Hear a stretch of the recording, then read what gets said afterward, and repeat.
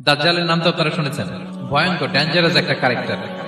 পৃথিবীর শুরু থেকে শেষ পর্যন্ত এর চেয়ে বড় ফিতনা আসেনি, আসবেও না। দাজ্জালের ফিতনা, সে তার এক চোখ থাকবে, আরেক চোখ এরকম বন্ধ থাকবে, এখানে লেখা থাকবে কাফারা। কোনোভাবেই তাকে দমানো যাবে না, হত্যা করা যাবে না। আল্লাহ নবী ঈসা আলাইহিস সালাম তাকে হত্যা করবেন। তো যে ব্যক্তি সূরা কাহাফ তেলাওয়াত করবে, সূরা কাহাফের প্রথম 10 আয়াত বিশেষ করে মুখস্থ রাখবে, আল্লাহ তাআলা উসিমা মিন ফিতনাতিদ দাজ্জাল, দাজ্জালের ফিতনা থেকে তাকে বাঁচাবেন। দাজ্জাল আমাদেরকে যে সমস্ত জিনিস দিয়ে ফিতনায় ফেলবে, ওই ফিতনাগুলোর সলিউশন আল্লাহ তাআলা সূরা কাহাফের ভিতরে রেখে দিয়েছেন। দাজ্জাল 4টা জিনিস দিয়ে আমাদেরকে ফিতনায় ফেলবে। দ্যাটস ট্রায়াল অফ ফেথ, এক নম্বর। ঈমানের পরীক্ষা সে আমাদেরকে ফেলবে, আমাদের বিশ্বাস নিয়ে ছিনিমিনি খেলবে সে। এটার সলিউশন আছে সূরা কাহাফ, আমি বলবো আস্তে আস্তে। 2 নম্বরে দাজ্জাল আমাদেরকে ফিতনায় ফেলবে, দ্য ট্রায়াল অফ ওয়েলথ, সম্পদ দিয়ে সে আমাদেরকে ফিতনায় ফেলবে। 3 নম্বর দ্য ট্রায়াল অফ নলেজ, জ্ঞান দিয়ে সে আমাদেরকে ফিতনায় ফেলবে। 4 নম্বর দ্য ট্রায়াল অফ পাওয়ার, ক্ষমতা দিয়ে সে আমাদেরকে ফিতনায় ফেলবে। দাজ্জাল 4টা জিনিস দিয়ে আমাদেরকে পরীক্ষায় ফেলবে। কয়টা? এক হচ্ছে ইমানি পরীক্ষা, 2 হচ্ছে সম্পদ দিয়ে পরীক্ষা, 3 হচ্ছে জ্ঞান দিয়ে পরীক্ষা, 4 হচ্ছে ক্ষমতা দিয়ে পরীক্ষা। সে ইমানের পরীক্ষায় আমাদেরকে ফেলবে। সে এসে বলবে আমি তোমার রব, এবং এটা প্রমাণ করার জন্য যা যা দরকার আল্লাহ তাআলা তাকে সব দিবেন। সে বলবে আমি তোমার রব। যদি বিশ্বাস না হয়, তোমার বাবাকে যদি জীবিত করে বিশ্বাস করবে, অনেকে বলবে হ্যাঁ আমার আব্বাকে জীবিত করে দেখান, তো তার বাবাকে ঠিকই সে জীবিত করে ফেলবে। আসলে শয়তান তার বাবার সুরাত নিয়ে সামনে দাঁড়াবে, আরে তাই তো, এটাই তো আমার বাবা, এটাই তো আমার দাদা। মানুষ ফিতনায় পড়ে যাবে, ইমানের ফিতনায়। সে ভাববে আসলে এটাই বোধহয় আমার রব, এবং তাকে এত ক্ষমতা দেয়া হবে, তার ডান দিকে থাকবে জান্নাত, বাঁ দিকে জাহান্নাম। তার কাছে আল্লাহ এটা দিবে, যে তার কথা শুনবে তাকে সে জান্নাতে ঢুকাবে, কিন্তু জান্নাতে ঢুকে সে জাহান্নামের শাস্তি ভোগ করবে। এটা তার বাইরের মানুষ বুঝবে না, অ্যাপারেন্টলি এটা জান্নাত। আর যে তাকে মানবে না, তাকে সে জাহান্নামে ফেলবে, কিন্তু জাহান্নামে ঢুকলেও সে জান্নাতের নাজ নেয়ামত ভোগ করবে। তাহলে এই যে ইমানের ফিতনায় সে ফেলে দিবে আমাদেরকে। তো ইমান কি করে বাঁচাবো, এটা সলিউশন আমি শোনাবো আপনাকে। 2 নম্বরে সে আমাদেরকে সম্পদ দিয়ে ফিতনায় ফেলবে। যার যা লাগবে সেটাই দিতে পারবে, যা লাগবে। সে যদি আকাশকে বলে আকাশ বৃষ্টি দাও, যাকে তারা মানবে ওই এলাকায় বৃষ্টি হবে, সুজলা সুফলা শস্য শ্যামলা হবে, সে সমস্ত এলাকা ফল মূলে ভর্তি হবে, বরকত আর বরকত। আর যে এলাকার লোকেরা, জনপদের লোকেরা তাকে মানবে না, সে বলবে ওখানে বৃষ্টি হবে না, হবেও না, ওখানে খরা, দুর্ভিক্ষ, মাটি ফেটে চলছি, মানুষ না খেয়ে মরবে, মহামারী, দুর্ভিক্ষ দেখা যাবে। তখন বিশ্ববাসী মনে করবে এটাই বোধহয় আমাদের রব। তার মানে সম্পদ দিয়ে ফিতনায় ফেলে দেবে। 3 নম্বর হচ্ছে নলেজ, তার জ্ঞানের কাছে গোটা বিশ্ব হার মানবে। পূর্বের পরের যত জ্ঞান আছে সব আল্লাহ তাকে দিবে। ইলমুল আউয়ালিন ওয়াল আখিরিন, এমন কোন প্রশ্ন নেই যেটা দিয়ে তাকে আটকানো যায়। যাই জিজ্ঞেস করবেন সব জানতা, সব বলে দেয়। ভবিষ্যৎবাণী বলে দিবে, বলবে আগামীকাল ওইখানে অমুক দেশে বোমা বিস্ফোরণ হবে, হবে ওইখানে, ওখানে দুর্ভিক্ষ হবে, হবে, ভূমিকম্প হবে, হবে। সে যা বলবে তাই হবে। তার জ্ঞানের এই বহর দেখে মানুষ ফিতনায় পড়ে যাবে। ক্ষমতা, তার ক্ষমতার সামনে সব কিছু একেবারে ছিন্ন বিচ্ছিন্ন হয়ে যাবে, এত ক্ষমতা হবে তার। সে যেমনটি বলবে তেমনটি করতে হবে। বাতাসের চেয়ে দ্রুত বেগে সে এক দেশ থেকে আরেক দেশে চলে যাবে। তো তার এই সমস্ত অলৌকিক ক্ষমতা দেখে মানুষ ফিতনায় পড়ে যাবে।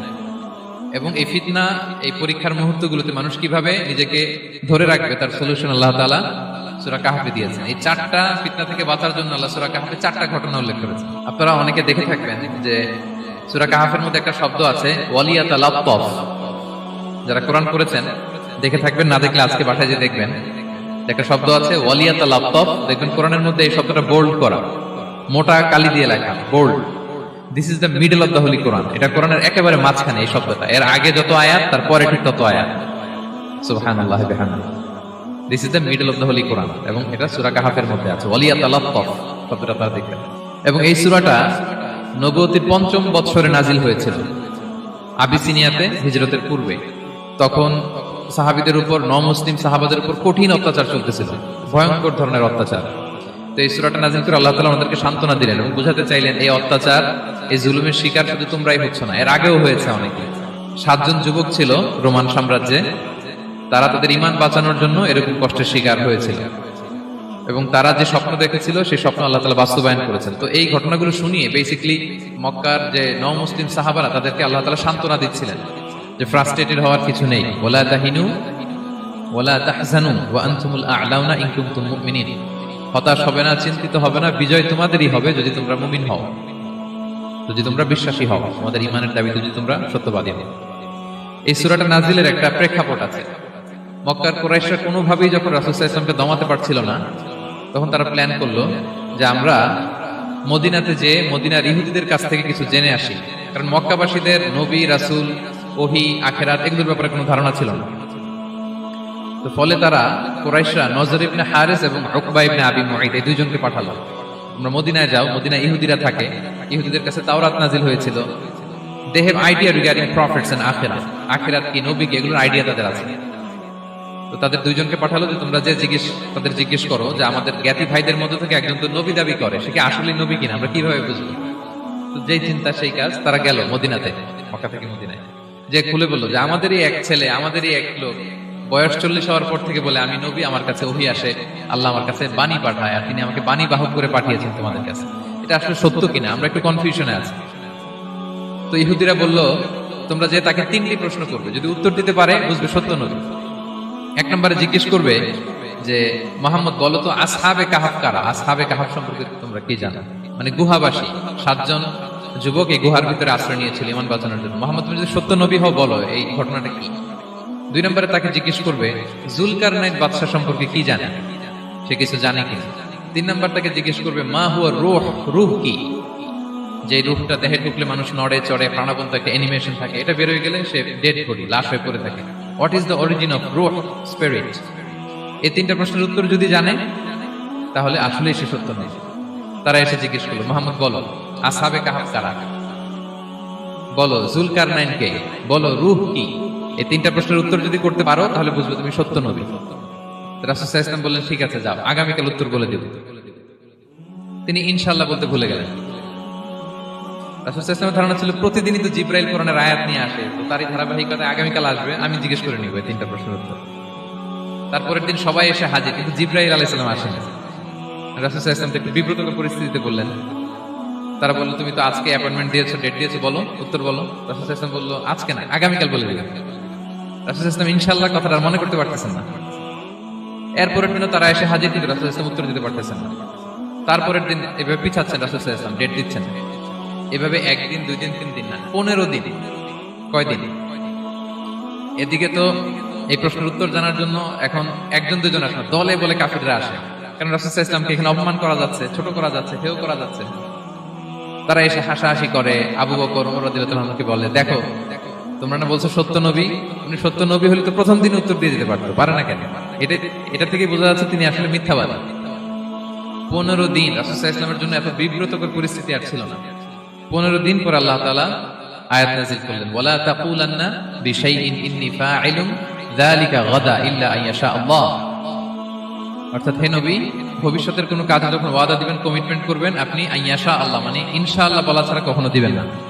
রাসূল সাল্লাল্লাহু আলাইহি ওয়াসাল্লামকে শিক্ষা দেওয়ার মধ্যে দিয়ে বেসিক্যালি আল্লাহ তাআলা গোটা মুসলিম উম্মাহকে শিক্ষা দিলেন, আমাদেরকে শিক্ষা দিলেন, যাতে আমরা ভবিষ্যতের কাজে আগে ইনশাআল্লাহ বলি।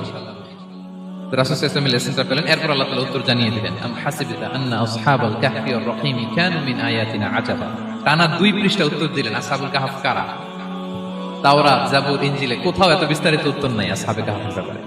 আল্লাহ তাআলা আল কাহাফ, সূরাতুল কাহাফ নামে গুহাবাসীদের নামে একটা সূরা দিলেন, বিস্তারিত 2 পৃষ্ঠায় বর্ণনা করলেন তারা কারা। কুরাইশরা তো তাআজ্জুব বনে গেল, ঘটনা কি, মুহাম্মদের উত্তর কিভাবে জানলো? সে তো কারো কাছে পড়ে নাই, লেখে নাই, এই দেশের বাইরেও কোথাও যায় নাই। দ্বিতীয় প্রশ্ন ছিল জুলকারনাইনকে আল্লাহ আয়াত নাযিল করলেন ওয়াসআলুনাকা আন যিলকারনাইন কুল সাআতলু আলাইকুম মিনহু যিকরা। টানা আল্লাহ তাআলা প্রায় 1.5 পৃষ্ঠা, 1 পৃষ্ঠারও বেশি জুলকারনাইনের ঘটনা শোনালেন।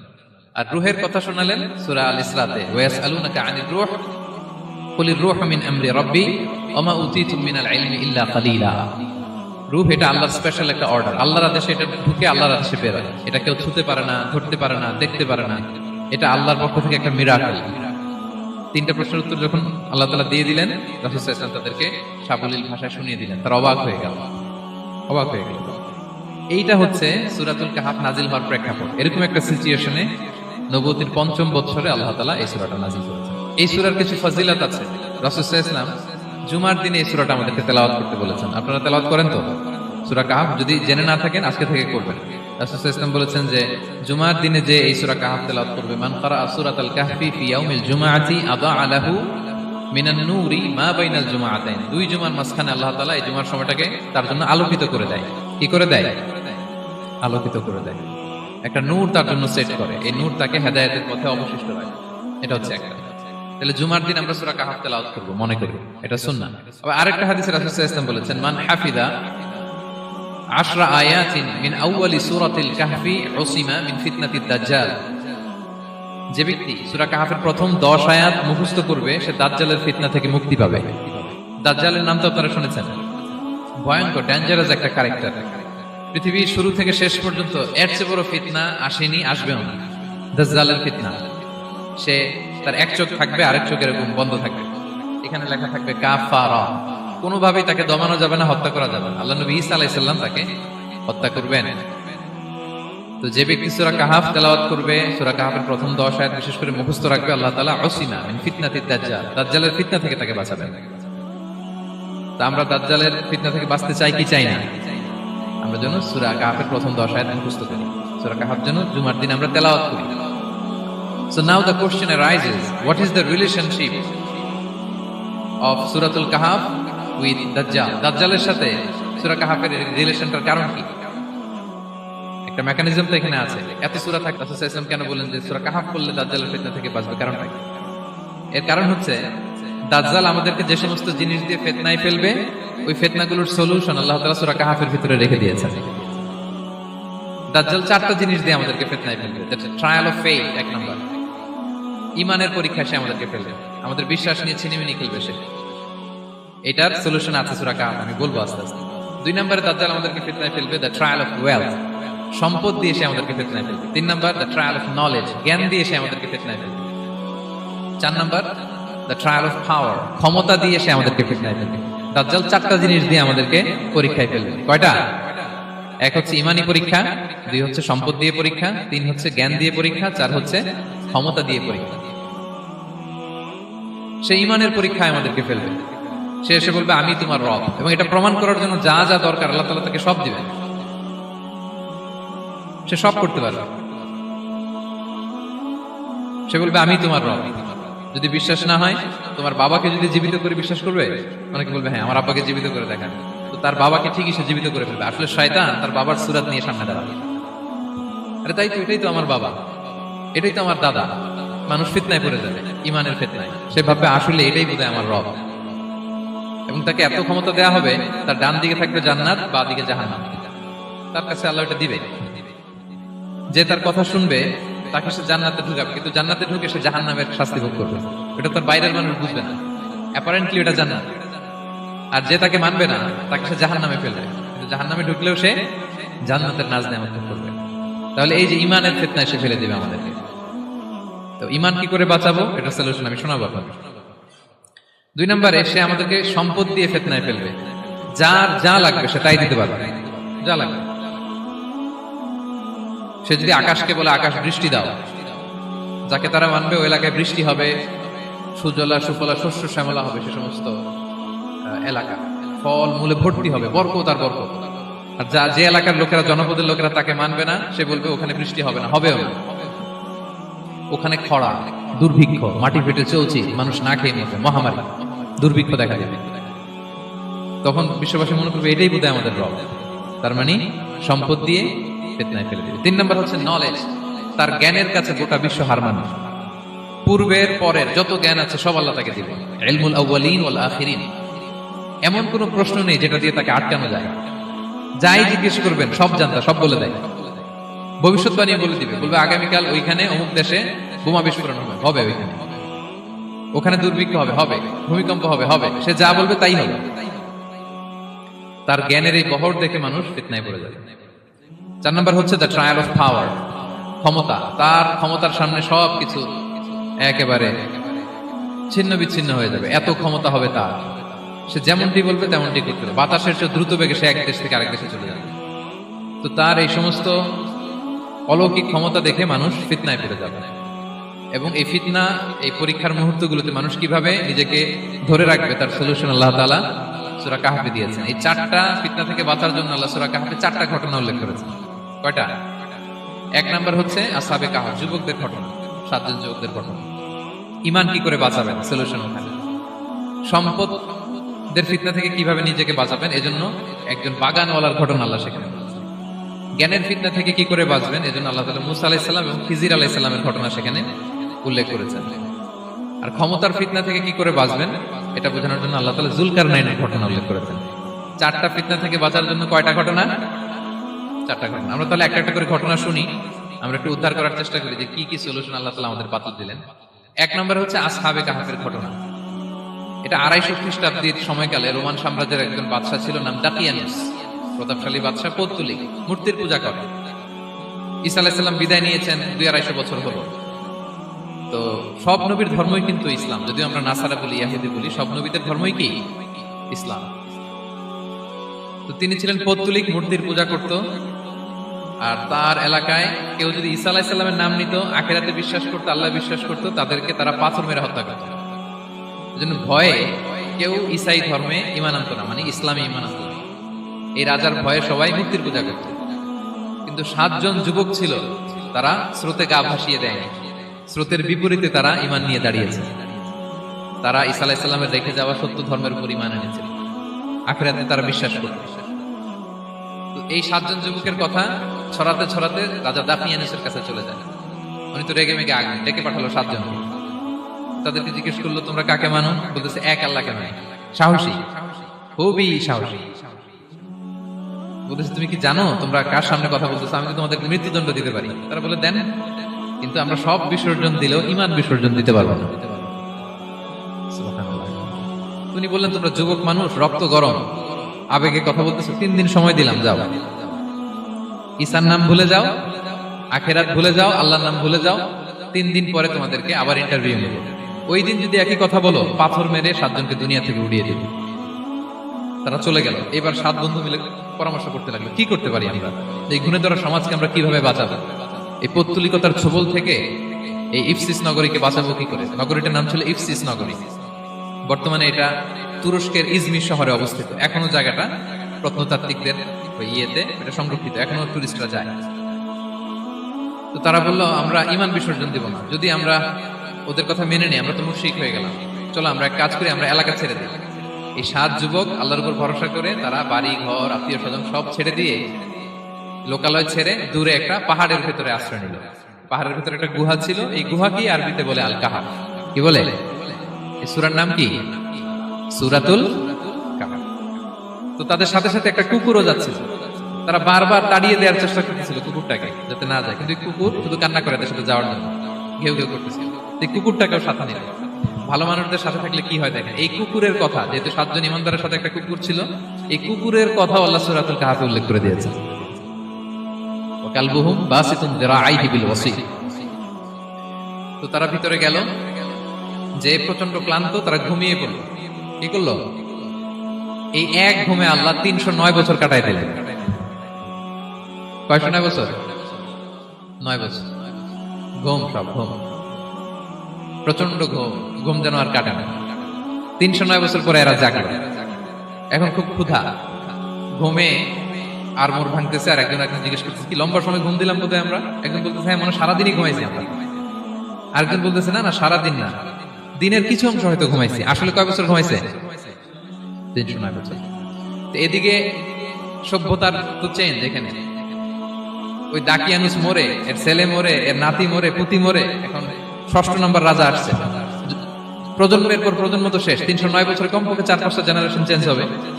তো জেনারেশন চেঞ্জ হয়ে, এলাকা চেঞ্জ হয়ে, তারা যে স্বপ্ন দেখেছিল এই ইফসিস নগরীতে কালিমার পতাকা উঠবে, তাদের স্বপ্ন আল্লাহ বাস্তবায়ন করেছে। 309 বছরের ব্যবধানে এই এলাকার সবাই মুসলিম হয়ে গেছে। আল্লাহ চাইছিলেন ওদেরকে দেখাবে এটা, ওদের স্বপ্নটা যে বাস্তবায়ন হয়েছে এটা দেখাবে। ঘুম থেকে উঠছে, একজনকে তারা বললো যে লুকায় লুকায় চাদর মুড়ি দিয়ে কিছু রুটি নিয়ে আসো বাজার থেকে, যাতে তোমাকে না চিনে।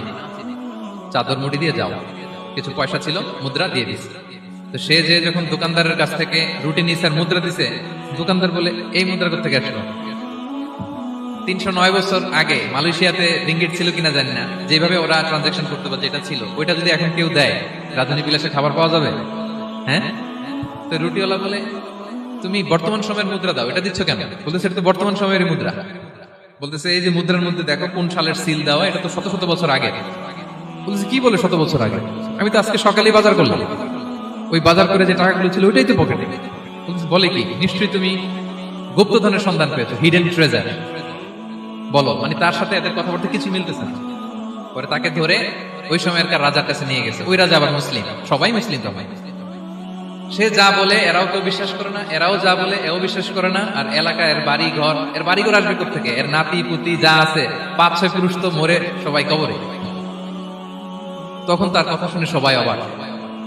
তো এটা মিলানোর জন্য তারা 309 বছর আগের দাকিয়ানুস বাদশার সরকারি যে নথিপত্র, ওই পুরাতন ছিঁড়া নথিপত্র তারা বের করলো। বের করে দেখি ঠিকই দাকিয়ানুস নামে এক বাদশা ছিল, আর অনেক শত শত বছর আগে মোস্ট ওয়ান্টেড 7 জন যুবক ছিল যাদের ব্যাপারে এক্সিকিউশনের অর্ডার ছিল। এখন দেখে তারা অবাক। লম্বা ঘটনা আমি শর্ট করে বলতেছি। পরে সবাই মিলে তাকে সহ ওই গুহায় গেল। গুহায় যাওয়ার পরে সে বাকিদেরকে ডাকতে গুহার ভিতরে ঢুকলো। আল্লাহ তাআলা 7 জনকে ওইখানে মৃত্যু দিয়ে দিলেন। চিরকালের জন্য এই 7 জন ঘুমায় পড়ল। আর এলাকাবাসী রাজা সহ এখানে তারা একটা মসজিদ নির্মাণ করলো। This is the story of আসহাবে কাহাফ। তো এলাকাবাসী যদিও মুসলিম হয়েছিল, কিন্তু আখিরাতের ব্যাপারে তাদের একটা সন্দেহ ছিল যে আসলে মানুষ মরার পরে কি আবার জীবিত হবে? মৃত্যুবরণ করার পরে আবার মানুষ জীবিত হবে? তাদের মনের মধ্যে একটা সন্দেহ ছিল যে আসলে মারা গেলে মানুষ আবার উঠতে পারে। তাদের এই সন্দেহ দূর করার জন্য আল্লাহ তাআলা এই 7 জনকে 309 বছর ঘুম পাড়িয়ে আবার জীবিত করলেন। সুবহানাল্লাহ। তাহলে ঈমান কিভাবে বাঁচাতে হয় এটার প্রেরণা আমরা এই 7 যুবকের কাছ থেকে পাই। এখানে যেটা আমরা শিখি প্রিয় ভাইরা, 1 নম্বর লেসন হচ্ছে আমাদের গুড কোম্পানি লাগবে, রাইটাস পিপল, মানে আমাদের সার্কেলটা ভালো হইতে হবে। তাদের 7 জনের সার্কেলটা খুব ভালো ছিল, ফলে তারা বিপথে যায় না এবং তারা এমন শক্ত সিদ্ধান্ত নিয়েছে যে আল্লাহ তাআলা সেটাতে বরকত দিয়েছেন, গোটা সমাজকে আল্লাহ তাআলা চেঞ্জ করে দিয়েছেন। এটা হচ্ছে 1 নম্বর লেসন। আপনি ঈমান বাঁচাতে হলে আপনার সার্কেল ভালো লাগবে। বুঝবেন যে এলাকায় যাবেন ওখানে নামাজি সার্কেল কারা আছে, ওখানে জ্ঞানী গুণী সার্কেল কারা আছে, ওখানে ভালো কাজ করতে চায়, একে অপরকে সহযোগিতা করে, কল্যাণের পথের যাত্রী কারা আছে খুঁজতে হবে আপনাকে। খুঁজে ওই সার্কেলে আপনি যুক্ত হবে, তাইলে ঈমান বাঁচানো যাবে। ক্লিয়ার?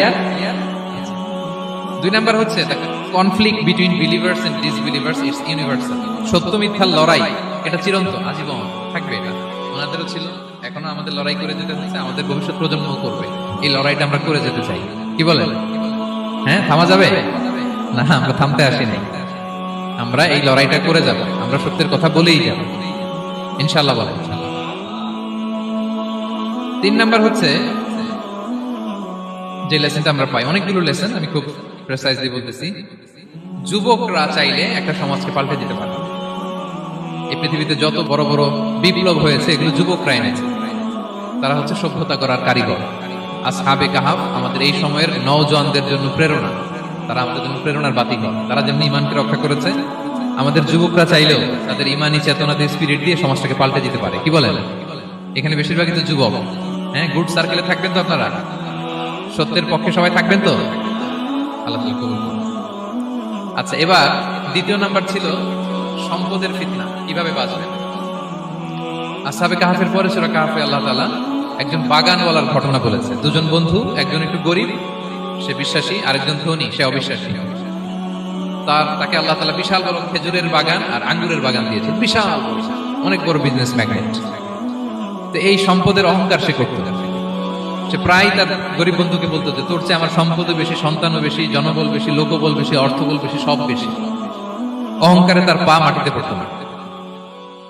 আর সে আখিরাতে অবিশ্বাস করত এবং সে বলতো যে এই সম্পদ আমারে বাঁচাবে, চিরকাল আমাকে স্মরণীয় করে রাখবে, এই সম্পদ কোনোদিন যাবে না। অনেক বড় বড় ধনীরা আছে, তারা এরকম মনে করে যে আমি এত বড় সিআইপি, আমি এত বড় বিজনেস ম্যাগনেট, এই দিন বোধহয় আর চেঞ্জ হতে পারে না, আমার আজীবনই বোধহয় এত পাওয়ার থাকবে, এত সম্পদ থাকবে। এটা ভুল ধারণা। এটা কি ভুল ধারণা? এই যে তুরস্কে দুর্ভিক্ষ হইল না, আপনারা দেখছেন না যে অনেক সম্পদের মালিক বাড়ি ঘর ভেঙে রাস্তার ফকির। এখন ওই যে রিফিউজিদের জন্য যে খাবার আসছে ওখানে লাইনে দাঁড়াইছে, কারণ এখন লাইনে না দাঁড়ালে খাবারও তো মিলবে না। 1000 কোটি টাকার মালিক ছিল, ভেঙে চুরে সব শেষ। এখন রিলিফের নেওয়ার জন্য দুস্থদের কাতারে ওখানে দাঁড়াইছে, কারণ দাঁড়াইলেই কিছু খাবার পাওয়া যাবে, খিচুড়ি পাওয়া যাবে, তা না হলে তো খাবারটাও মিলবে না। এই যে বঙ্গবাজারে আগুন লাগলো আমাদের বাংলাদেশে, 20টা 25টা দোকান ছিল অনেকের যাদের অন্যান্য বিজনেস আছে তারা হয়তো সার্ভাইভ করতে পারবেন, কিন্তু এমন অনেক ব্যবসায়ী ছিল সব শেষ, জ্বলে পুড়ে, তার টাকা পয়সা পুঁজি স্বপ্ন সব শেষ।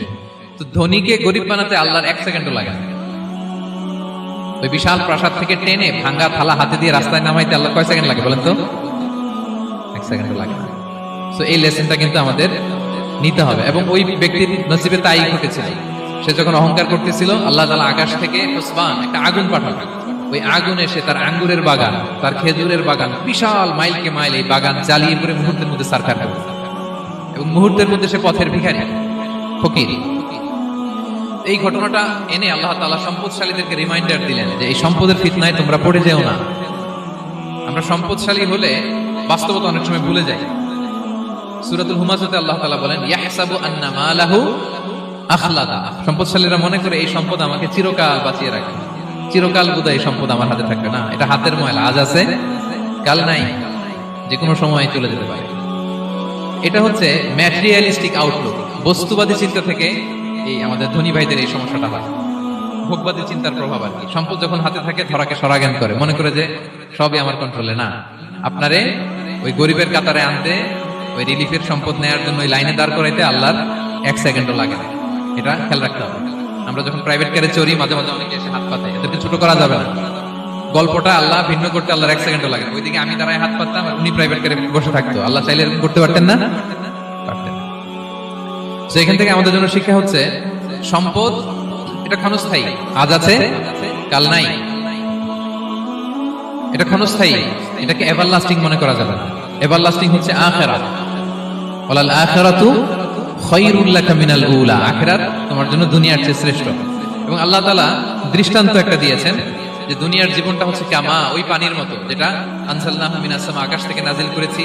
ওই পানি ক্ষেতের মধ্যে পড়ে ফসল, ফুল ফসল হয়েছে। এরপরে যখন ফসল কাটা হয়, ওই ক্ষেত খামার এগুলো তৃণলতা হয়ে যায়, ভুসির মতো হয়ে যায়। তখন বাতাসের ঝাপটায় একবার এদিকে যায়, একবার ওদিকে যায়। অনেক লম্বা উপমা, আমি সংক্ষেপে বললাম। তো শেষ আউটপুটটা হচ্ছে এটা, সম্পদ এটা মুহূর্তেই চলে যেতে পারে। সম্পদ উপার্জন জায়েজ আছে, মুসলিমরা সম্পদ উপার্জন করতে পারবে, কোনো অসুবিধা নাই।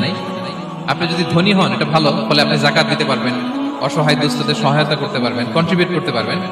আপনি সম্পদ হাতের মুঠোয় নেবেন, কন্ট্রোল করবেন, কিন্তু এই দিকে স্থান দিবেন না, দ্যাটস ইট, তাহলেই হবে। আমরা সম্পদ কি করতে পারবো? উপার্জন করতে পারবো, কিন্তু হৃদয়ে স্থান দিতে পারবো না। হৃদয়ে স্থান থাকবে আখিরাতে। এই মাইন্ডসেট যদি আপনি গড়ে তোলেন, তাহলে সম্পদের ফিতনা আপনি কখনো পড়বেন না। এই পয়েন্টটা কি ক্লিয়ার সবার? ক্লিয়ার। 3 নাম্বার ফিতনা ছিল কিসের ফিতনা, দেখি কে বলতে পারে? প্রথমটা হচ্ছে বিশ্বাস বা ঈমানের ফিতনা, 2 নাম্বার হচ্ছে সম্পদের ফিতনা, 3 নাম্বার জ্ঞানের ফিতনা। জ্ঞানেরও কিন্তু ইলমেরও একটা গরম আছে। যার ইলম আছে তার মধ্যে এই সমস্যাটা কাজ করে। সেটার জন্য আল্লাহ তাআলা মুসা আলাইহিস সালাম, খিজির আলাইহিস সালামের ঘটনা বলেন। আমি খুব সংক্ষেপে বলবো, সময় কম। মুসা আলাইহিস সালাম হচ্ছে বনি ইসরাইলের নবী, আর খিজির আলাইহিস সালাম কেউ বলেছেন নবী, কেউ বলেছেন আল্লাহর ওলি। আসলে আরবিতে ওনার নাম খদির, আমরা বাংলায় বলি খিজির। খদির মানে সবুজ। উনি যে কোনো জায়গায় বসলে ওখানে মরা গাছ, লতা পাতা এগুলো সবুজ হয়ে যেত। অনুর্বর এলাকার উপর দিয়ে হেঁটে গেলে ওটা উর্বর হয়ে যেত। তো মুসা আলাইহিস সালাম একবার ওয়াজ করতেছেন এইভাবে বনি ইসরাইলের সামনে, খুতবা দিচ্ছেন। হঠাৎ এক লোক দাঁড়ায় বলে, ইয়া নবী আল্লাহ, মান আ'লামু ফিল আরদ, বর্তমান পৃথিবীতে সবচেয়ে জ্ঞানী কে? মুসা আলাইহিস সালাম বলেন, ফাকালা আনা, আমি। কি বললেন? উনি আসলে ভুল কিছু বলেন নাই, কারণ প্রত্যেক জামানার নবীকেই আল্লাহ তাআলা সবচেয়ে বেশি জ্ঞান দিয়ে পাঠান, কারণ তার কাছে ওহীর জ্ঞান আসে, অদৃশ্যের খবর আসে, ইলমুল গায়ব আসে। কিন্তু এই উত্তরটা আল্লাহ তাআলার পছন্দ হয় না। আল্লাহ তাআলা চাচ্ছিলেন মুসা যদি বলতো আল্লাহ তাআলাই জানে কি জ্ঞানী বা আল্লাহই সবচেয়ে জ্ঞানী, এরকম হলে ভালো হতো। কিন্তু মুসা আলাইহিস সালাম কি বলছে? আমি। এখন প্রশ্ন করলো, সবচেয়ে বড় জ্ঞানী কে? উনি কি বললেন? আমি। এই যে আমি, এটাতে ঝামেলা আছে। আমি বড়, আমি জানি, আমি সব, দিস ইজ প্রবলেমেটিক। আল্লাহ এটা পছন্দ করলেন না। আল্লাহ তাআলা মুসা আলাইহিস সালামকে বললেন, মুসা তুমি যে বলছো তুমি জ্ঞানী, না তুমি জ্ঞানী না, তোমার চেয়ে বড় জ্ঞানী আছে। মুসা আলাইহিস সালাম বললেন, তাই নাকি? আমার চেয়ে বড় জ্ঞানী কে? তো আল্লাহ তাআলা বললেন, ইযহাব ইলা মাজমা'ইল বাহরাইন, 2 সাগর বা 2 নদীর মিলনস্থলে যাও, ওখানে আমার এক বান্দা আছে তোমার চেয়েও জ্ঞানী। মুসা আলাইহিস সালাম বললেন, তাই নাকি? তো আল্লাহ, আমি কিভাবে চিনি উনি কোথায় থাকে, কিভাবে বুঝবো? আল্লাহ বললেন, একটা বড় মাছ নাও, এটাকে ফ্রাই করো, এটাকে ফ্রাই করে একটা ঝুড়ির ভেতরে নাও, যেখানে এই মাছটা সাগরে ঢুকে যাবে ওখানে আমার বান্দাকে পাবে। তো উনি ওনার সহযোগী ইউশা ইবনে নুনকে নিয়ে হাঁটতে লাগলেন। হাঁটতে হাঁটতে এক জায়গায় ক্লান্ত হয়ে পাথরের পাশে বিশ্রাম নিলেন। ওই পাথর থেকে আবার এক ধরনের পানি বের হয়, এই পানিটারে বলে আবে হায়াতের পানি, মাউল হায়াত, জীবন নদীর পানি। এই পানি কোনো মৃত প্রাণী বা বস্তুর গায়ে লাগলে ওটা জীবিত হয়ে যায়। তো ওনারা পাথরে হেলান দিয়ে বিশ্রাম নিচ্ছিলেন। ওই পানি ফ্রাই করা মাছের গায়ে লাগার সাথে সাথে মাছ জীবিত হয়ে ঝুড়ি থেকে বের হয়ে সাগরে ঢুকে গেছে। ওনারা আর খেয়াল করেন। এরপর আবার হাঁটতে লাগলেন। হাঁটতে হাঁটতে যখন ক্লান্ত শ্রান্ত, তখন বলে, এই ইউশা, আমাদের ওই মাছ, ফ্রাই মাছটা দাও, এখন খাই। ঝুড়ি খুলে দেখে মাছ নাই। মাছ গেল কোথায়? তখন ইউসা বললো, হয়তো আমরা যে পাথরের ওখানে বিশ্রাম নিয়েছিলাম ওখানে আমরা মিসলাম, ওখানে হারাই ফেলছি, চলো চলো, আরে ওইদিকে তো যেতে হবে আমাদের। উনি গেলেন, যে দেখে মাছ যে জীবিত হয়ে বালুর এদিকে নাড়াচাড়া করতে করতে সাগরে ঢুকে গেছে, ওখানে দাগ আছে। মুসা আলাইহিস সালাম ঢুকলেন সুরঙ্গ, ঢুকে দেখে চাদর গায়ে দিয়ে এক লোক শুয়ে আছে। সালাম দিলেন, আসসালামু আলাইকুম। ওই লোক চাদর আর সরায় না, ভিতর থেকে বলতেছে ওয়ালাইকুম আসসালাম। তো চাদরের ভিতর থেকে উনি বলে, মান আন, তুমি কে? মুসা আলাইহিস সালাম বললেন, আনা মুসা, আমি মুসা। উনি বলেন, মুসা বনি ইসরাইল, বনি ইসরাইলের মুসা? বললেন, হ্যাঁ। কেন এসেছো? এবার চাদর খুললেন, বলতেছে আপনার কাছ থেকে কিছু শিখতে আসছি। আল্লাহ বলছে আপনি নাকি সবচেয়ে বড় জ্ঞানী। আমি ভুল করে বলে ফেলছিলাম আমি, আল্লাহ বলছেন যে আপনি নাকি জ্ঞানী। বলতেছে না, তুমি আমার জ্ঞান নিতে পারবা না, ওই ধৈর্য শক্তি তোমার নাই। মুসা আলাইহিস সালাম বললেন যে আপনি যে কোনো শর্তে আমাকে একটু রাখেন কয়েকদিন আপনার সাথে, আমি রাজি। বললেন না, তুমি পারবা না। মুসা আলাইহিস সালাম জোর করতে লাগলেন, অবশেষে খিদির আলাইহিস সালাম রাজি হলেন। বললেন শর্ত হচ্ছে আমি যাই করি আর না করি আমাকে কোনো প্রশ্ন করা যাবে না। মুসা আলাইহিস সালাম বললেন ওকে। সফর শুরু হলো। সামনে নদী, এক লোক তাদের নৌকা দিয়ে নদী পার করাই দিল। নদী পারাপারের পর খিজির আলাইহিস সালাম লাঠি দিয়ে নৌকার তলাটা ছিদ্র করে দিলেন। মুসা আলাইহিস সালাম বললেন, ইন্না লিল্লাহি, এটা আপনি কি করলেন? ওরা আমাদেরকে নদী পার করে দিল, আর যে ভাড়াটা আসছিল এটাও নিল না, আমাদেরকে সম্মান দেখলো, আপনি নৌকা ছিদ্র করে দিলেন। খিজির আলাইহিস সালাম বলছে, এই যে আমি বলছিলাম না তুমি ধৈর্য ধারণ করতে পারবে না, যাও তোমার রাস্তায় তুমি, আমার রাস্তায়। মুসা আলাইহিস সালাম আবার ক্ষমা চাচ্ছেন যে আপনি আমার ক্ষমা করেন, আমি তো ভুলে গেছি, আর প্রশ্ন করবেন না। চলতে লাগলেন। হঠাৎ বাচ্চারা খেলতেছে, এক বাচ্চাকে ধরে হত্যা করলেন খিজির আলাইহিস সালাম। এবার তো মুসা আলাইহিস সালাম রেগে গেছে, আপনি করলেনটা কি? নিষ্পাপ ফুলের মতো শিশুকে হত্যা করলেন। খিজির আলাইহিস সালাম বলে, এই যে আমি জানতাম যে তুমি ধৈর্য ধারণ করতে পারবে না, তোমার রাস্তা এক, আমার রাস্তা এক, যাও। এবার মুসা আলাইহিস সালাম করজোর করতেছে যে this is the last chance, একটা ফাইনাল চান্স দেন, একটা সুযোগ দেন, আর আমি প্রশ্ন করবো, এটাই লাস্ট। বললেন ওকে, ঠিক আছে। হাঁটতে হাঁটতে এক ইহুদি বসতির সামনে যে হাজির, দুজনই খুব ক্ষুধার্ত, খাবার চাইলো, এরা আবার কৃপণ, খাবার দিল না। তো খিজির আলাইহিস সালাম বললেন ঠিক আছে, খাবার যেতে দিচ্ছেন, আমরা চলে যাই। যাওয়ার পথে দেখতেছে এই এলাকার একটা দেয়াল ভেঙে পড়ে যাবে। উনি বললেন মুসা চলো এটা ঠিক করে দেই। দুইজন মিলে প্রচন্ড ক্ষুধায় এটা সেটা এনে দেয়ালটা তৈরি করতেছে। মুসা আলাইহিস সালাম তো এমনি রাগী, পেটে আবার ক্ষুধা, আবার বলছে কিছু বলাও যাবে না। তিনি এবার আর প্রশ্ন করেন, বলতেছে ওরা এত কিপটামি করলো আর আপনি এটা করে দিলেন, আপনি তো চাইলে এটা টাকা নিতে পারতেন, পারিশ্রমিক নিতে পারতেন চাইলে।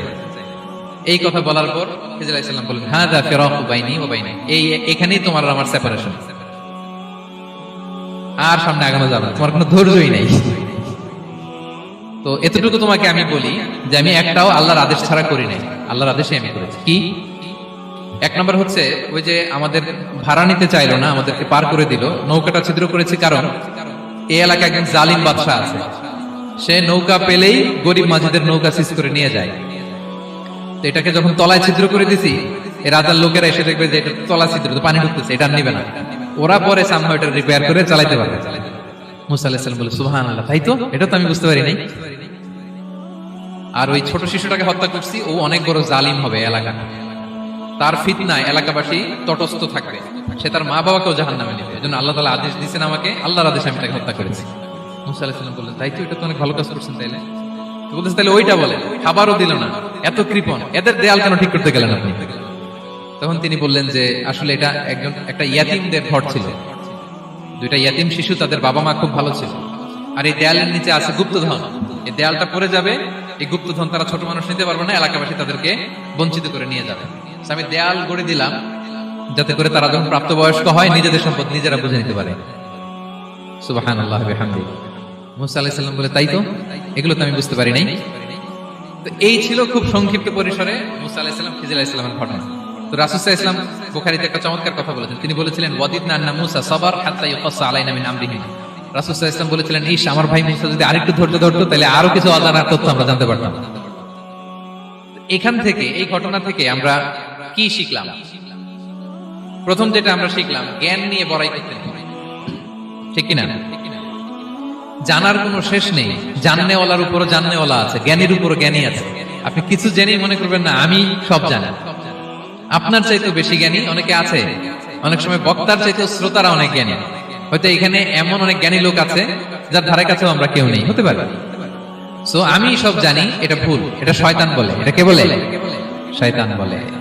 আবু নাওয়াস একটা কবিতা লিখেছেন, ওয়াকুল লিমান ইয়াদঈ ফিল ইলমি ফালসাফাতান হাবাসতা শাইআন ওয়া গাবাত আনকা আশিয়াউ।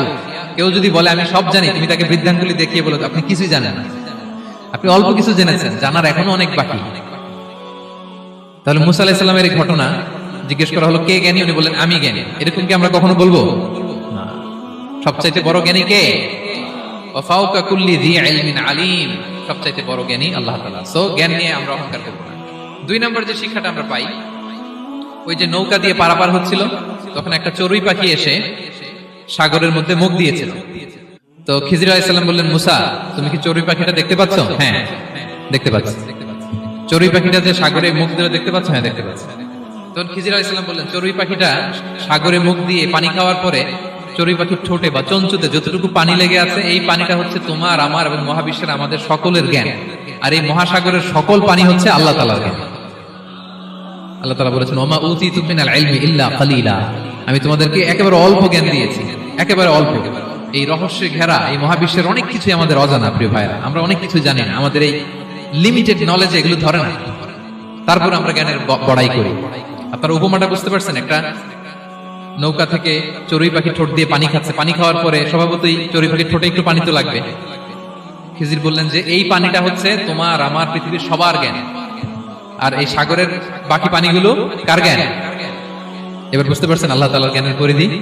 আমরা জ্ঞান নিয়ে যেন কখনো কি না করি, বড়াই না করি। জ্ঞান 2 ধরনের, একটা বাহ্যিক জ্ঞান, একটা অন্তর্নিহিত জ্ঞান।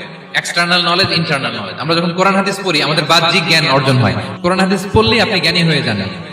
এটা কোরআন হাদিস পড়তে হয়, এটা ডাইজেস্ট করতে হয়, এটার উপর আমল করতে হয়। এই জ্ঞান অর্জন শেষে এরপরে আল্লাহর প্রিয় বান্দাদেরকে আল্লাহ অন্তরে ইলমের নূর দেন, ইলহাম দেন। That is the knowledge, that is the pure knowledge. আপনি হাফেজে কোরআন হয়ে ভাবেন না আপনি সব জানেন, আপনি বুখারী মুখস্থ করে ভাবেন না সব জানেন। এই সব জ্ঞান অর্জন করার পরে ইলমের নূর হাসিল হয়, সেটা আল্লাহ সবারে দেয় না। সো এই অন্তর্নিহিত জ্ঞান, দূরদৃষ্টি, farsightedness, that is the pure knowledge. এটার জন্য বছরের পর বছর, যুগের পর যুগ সাধনা করতে হয়। সেটার জন্য এই জ্ঞান অর্জনের জন্য 3টা জিনিস করতে হয় ইলমের নূর অর্জনের জন্য। কয়টা? 1 হচ্ছে বিনয়, 2 হচ্ছে সফর, 3 হচ্ছে সবর। আবার বলি, 1 হচ্ছে বিনয়, 2 হচ্ছে সফর, 3 হচ্ছে সবর। আল্লাহ তাআলা আল্লাহর নবীকে তাওরাত দেওয়ার পরেও আরো ট্রেনিং সেশন করাইছেন খিজির আলাইহিস সালামের কাছে। যাও ওনার কাছে গেলে তুমি ছোট হবা, নত হবা। জ্ঞান যদি আমি নিতে চাই আমাকে ছোট হইতে হবে। ধরেন একটা গ্লাস থেকে একটা খালি গ্লাসে পানি ঢালবো, তো যেটাতে নেওয়া হবে এটা উপরে থাকলে হবে? যে গ্লাসটার মধ্যে পানি আছে এটা উপরে থাকবে, ওইটা ব্ল্যাঙ্ক গ্লাসের মধ্যে পড়বে। আপনি নলেজ ইলম নিতে চাইলে আপনাকে নিচে থাকতে হবে, উনি উপরে থাকবেন। আপনার শায়েখ আপনাকে দিবে, আপনার উস্তাদ আপনাকে দিবে, আপনার মুর্শিদ আপনাকে দিবে। বুঝতে পেরেছেন? তাহলে আমাদেরকে হাম্বলনেস লাগবে। শিখতে হইলে হাম্বল হইতে হয়, বিনয়ী হইতে হয়। আচ্ছা, 2 নাম্বার সফর করতে হয়। এটা আল্লাহ মুসা আলাইহিস সালামকে দিয়ে করাইছেন, যাও পিছে পিছে উস্তাদের পিছে পিছে ঘুরো। তো এজন্য সফর করতে হয়। এখন ঘরে বসে অনেক কিছু জানা গেল, উস্তাদের সান্নিধ্য লাগে, সফর করতে হয়। আমাদের ক্লাসিক আলেমরা হাদিস কালেকশনের জন্য শহরকে শহর সফর করতেন। এখন আমাদের আলেমরা দেওবন্দে যায়, মিশরে যায়, মদিনায় যায়। এখানকার মালয়েশিয়ান স্টুডেন্টরা দেশে বিদেশে যে নলেজ অর্জন করে। সফর আপনাকে লাগবে। তাহলে বিনয়, সফর, 3 নম্বরে কি? সবর। ধৈর্যশীল হইতে হবে। দেখেন মুসা আলাইহিস সালাম বারবার প্রশ্ন করে ফেলতেছেন, বারবার ওয়াদা ভঙ্গ করতেছেন। এরকম করলে হবে না, ধৈর্য লাগবে। ধৈর্যের বলে বলিয়ান হলে তখনই আপনার মধ্যে ইলম আসবে। তাহলে জ্ঞানের ফিতনায় পড়ার আর আমাদের কোনো সম্ভাবনা আছে? আমরা বিনয়ী হব, আমরা জ্ঞান আল্লাহর দিকে ফিরাই দেব, আমরা বলবো উনি সবচেয়ে ভালো জানেন। পারা যাবে তো ইনশাআল্লাহ? আচ্ছা, আমি একেবারে শেষ পর্যায়ে চলে আসছি, 2 মিনিটের মধ্যে শেষ করে দিচ্ছি। 3 নাম্বার ছিল কিসের ফিতনা? 4 নাম্বার ক্ষমতার ফিতনা। এই ফিতনা থেকে বাঁচার জন্য সর্বশেষ আল্লাহ তাআলা যুলকারনাইনের ঘটনা বলেছেন। অনেক বড় বাদশা ছিলেন, পৃথিবীতে 4 জন বাদশা গোটা বিশ্ব শাসন করেছেন। 2 জন কাফির, 2 জন মুমিন। কাফির একজন হচ্ছে নমরুদ, যিনি ইব্রাহিম আলাইহিস সালামকে আগুনে ফেলেছিলেন। আরেকজন হচ্ছে বখতে নাসার, যাকে ইংরেজিতে বলে নেবুচারনেজার দ্য সেকেন্ড, দ্বিতীয় নেবুচারনেজার। তারা কোনো নির্দিষ্ট এরিয়ার বাউন্ডারির বাদশা না, গোটা বিশ্বের বাদশা ছিলেন। এই 2 জন কাফির। আর 2 জন বাদশা ছিলেন গোটা বিশ্বকে শাসন করেছেন, তারা ছিলেন মুমিন। একজন হচ্ছে সুলাইমান আলাইহিস সালাম, আল্লাহর নবী। আরেকজন হচ্ছে যুলকারনাইন, গোটা বিশ্ব শাসন করেছেন, প্রাচ্য থেকে পাশ্চাত্য সব জায়গায় তিনি গিয়েছেন, ইসলামের বাণী প্রচার করেছেন, জালিমদেরকে শায়েস্তা করেছেন। তো এরকম দিক বিদিক তিনি জয় করতেছিলেন। অনেকে যুলকারনাইনকে আলেকজান্ডার দ্য গ্রেটের সাথে গুলিয়ে ফেলে না। ম্যাসিডোনিয়াতে যে আলেকজান্ডার দ্য গ্রেট ছিল, উনি আর যুলকারনাইন এক নন। যুলকারনাইন হচ্ছে আল্লাহ তাআলার প্রিয় একজন বান্দা, অনেক বড় সাহসী বীর পুরুষ ছিলেন, গোটা বিশ্বে ইসলাম প্রচার করেছেন। করতে করতে করতে করতে অনেক বড় ঘটনা, আমি সব শেষের ঘটনাটা বলি। উনি জর্জিয়া, বর্তমান যে জর্জিয়ার তিবলিসি এরিয়া, এখানে এসে একটা এলাকার সন্ধান পেলেন, যারা আমাকে এসে বলল যে এখানে একটা জঙ্গলি গ্রুপ আছে যাদের নাম ইয়াজুজ মাজুজ, তারা এসে আমাদের উপর হামলা করে। হে জুলকারনাইন, আমরা আপনাকে ট্যাক্স কালেক্ট করে দিচ্ছি, আপনি তাদের মাঝে আর আমাদের মাঝে একটা প্রাচীর তৈরি করে দেন। আপনারা ইয়াজুজ মাজুজের নাম শুনেছেন না? ইংরেজিতে বলে গগ ম্যাগগ। নূহ আলাইহিস সালামের 4 সন্তান ছিল, হাম, সাম, ইয়াফাস, কানাআন। এই ইয়াফাসের বংশধর হচ্ছে ইয়াজুজ মাজুজ, জঙ্গলি, হাজার হাজার শুধু বংশ বিস্তার করে। তারা এসে লোকালয়ে মানুষের উপর আক্রমণ করে, তাদের গবাদি পশু এগুলো ছিনিয়ে নেয়, ফলমূল খেয়ে ফেলে। তো জুলকারনাইন বাদশার কাছে যখন বিচার দেওয়া হলো, উনি বললেন ঠিক আছে, তোমাদের ট্যাক্স দেওয়া লাগবে না, তোমরা শারীরিক পরিশ্রম করে আমাকে সাহায্য করো। তো উনি বর্তমানে হচ্ছে এক পাশে কৃষ্ণ সাগর, ব্ল্যাক সি, আরেকদিকে কাস্পিয়ান হ্রদ বা কাস্পিয়ান সাগর, এর মাঝখানে 1200 কিলোমিটার লম্বা মাউন্টেন রেঞ্জ, পাহাড়ি এরিয়া। আপনারা গুগলে দেখবেন। এইখানে 2 পাহাড়ের মাঝখানে ফাঁকা জায়গায় তিনি বড় বড় লোহার পাত প্রথিত করলেন, গেড়ে দিলেন। এরপরে তামা, সীসা গালিয়ে বিশাল একটা ওয়াল তৈরি করলেন। এটা জুলকারনাইন উনার বানানো ওয়াল বা ড্যাম, প্রাচীর। এখন আর ইয়াজুজ মাজুজ আসতে পারে না, ওরা আর আসতে পারে না। ওরা প্রতিদিন এটা ভাঙার চেষ্টা করে, কিন্তু ভাঙতে ভাঙতে আরেকটু ভাঙলেই ভেঙে যাবে। ওরা বলে আগামীকাল ভেঙে ফেলবে, ইনশাল্লাহ বলতে ভুলে যায়। এজন্য এরপরের দিন এসে দেখে আবার এটা আগের মতো হয়ে আসছে। কিয়ামতের আগ দিয়ে ওদের মধ্যে এই ইনশাআল্লাহর প্রেরণা আসবে। তাদের একজন বলে উঠবে আগামীকাল ইনশাআল্লাহ আমরা এটা ভেঙে খান করে দেব, ঠিকই ভেঙে ফেলবে। তখন তারা ভেঙে চুরে কুটি কুটি ইয়াজুজ মাজুজের দল এসে হামলে পড়বে। সামনে পড়বে তাবারিয়া সাগর, এক দল এসে তাবারিয়া সাগর এমন ভাবে খাবে, এই দল যাওয়ার পরে আরেক দল এসে এখানে যে সাগরে যে পানি ছিল এটা কল্পনাই করতে পারবে না। তারা পৃথিবীতে ফিতনা ফাসাদ করবে। ঈসা আলাইহিস সালাম তখন আসবেন, দোয়া করবে আল্লাহ তাআলার কাছে মুমিনরা, একটা মহামারী দিবে আল্লাহ তাআলা ইয়াজুজ মাজুজের মধ্যে, ওরা মরে যাবে সব। এরপর বিশাল এক পাখি এসে তাদেরকে আল্লাহর মর্জি মাফিক এমন এক জায়গায় ফেলে আসবে, কেউ জানবে না। তো তারা যে পচে গলে মাটির সাথে মিশেছিল, এই গলিত লাশ থেকে মাটি খুব উর্বর হয়ে যাবে। এরপর আল্লাহ তাআলা পৃথিবীর মধ্যে বারাকা দিবেন, কিছু রোপণ করলে তাড়াতাড়ি ফুলে ফেপে বড় বড় ফলমূল হচ্ছে। তো এটা কিয়ামতের আলামতের অন্য কোনো আলোচনায় হয়তো আমরা বলবো। তো জুলকারনাইন তিনি বিশাল এখানে প্রাচীর তৈরি করে দিয়েছিলেন, এবং প্রাচীর তৈরি করে দিয়ে তাদেরকে বলেছিলেন যে যতদিন আল্লাহ তাআলা চাইবেন এটা থাকবে, এবং যেদিন আল্লাহ তাআলার আদেশ আসবে এটা ভেঙে খান খান হয়ে যাবে। তার মানে দেখেন, এত পাওয়ারফুল, এত শক্তিশালী, এত ক্ষমতাধর হওয়ার পরেও তিনি তার ক্ষমতাকে কার দিকে ফিরিয়ে দিয়েছেন? যে আল্লাহ যতদিন চাইবে এই প্রাচীর টিকে থাকবে, যেদিন আল্লাহ তাআলার আদেশ আসবে এই প্রাচীর ভেঙে খান খান হয়ে যাবে।